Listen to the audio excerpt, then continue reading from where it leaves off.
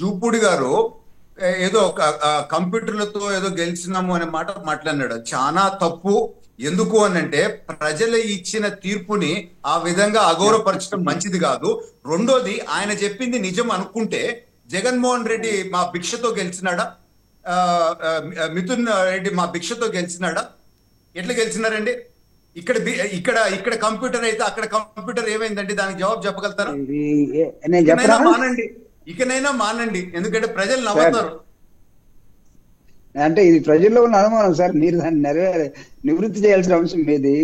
నేను సరే, అక్కడక్కడ ఇప్పుడు మేము మేనేజ్ చేస్తుంటే నేను సూటిగా చివరిగా ఒకటే ఒక ప్రశ్న. తిరుపతి పార్లమెంటు 1,98,000 ఓట్లు మా ఎమ్మెల్యే 7 మంది కలిపి ఎక్కువ వచ్చింది.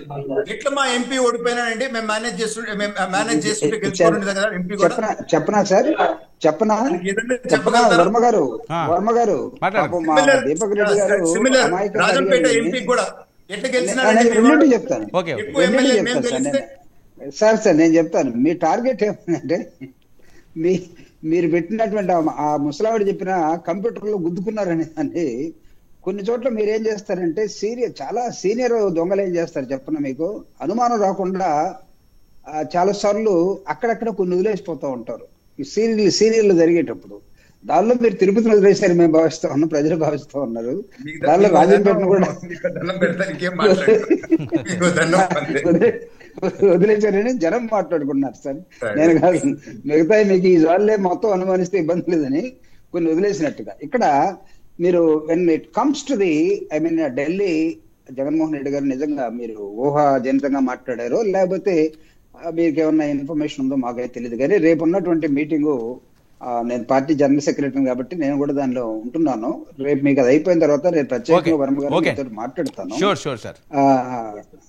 షూర్, డెఫినెట్లీ అది అయిపోయిన తర్వాత వెంకటేశ్వర గారు రెండవది చెప్పండి చెప్పండి సార్, ఒక్క సెకండ్. రెండోది మీరు చెప్పిన దానిలో ఢిల్లీలో మాకు అపాయింట్మెంట్ ఇవ్వకుండా మీ కూటమికి శక్తి సామర్థ్యాలు ఎంత ఉన్నాయో అంత వాడుతున్నారు సార్, వాడండి మీరు. కానీ మేము దేనికి పోతున్నాం మీకు తెలియాలి కదా. ఫస్ట్ ఆఫ్ ఆల్ మేము ఢిల్లీకి దేనికి పోతున్నామో మీరు అపాయింట్మెంట్ల కోసం అనుకుంటున్నారు. ఉంటే మీరు దాని మీద ప్రయత్నం చేసుకోండి, ఎక్సర్సైజ్ చేయండి, అందరితో మాట్లాడుకోండి, ఎవరిని కలవకుండా చేయండి. బట్ మా జాబ్ వేరే ఉంది. మీ అపాయింట్మెంట్ మా పని కాదండి. ముఖ్యమంత్రి గారు, లోకేష్ గారు సింగపూర్ లో ఉండరు. మీ అపాయింట్మెంట్ ఆపే పనులు లేరు, వాళ్ళే ఇవ్వరు అని అంటున్నాను. ఇన్ని 30,000 కోట్లు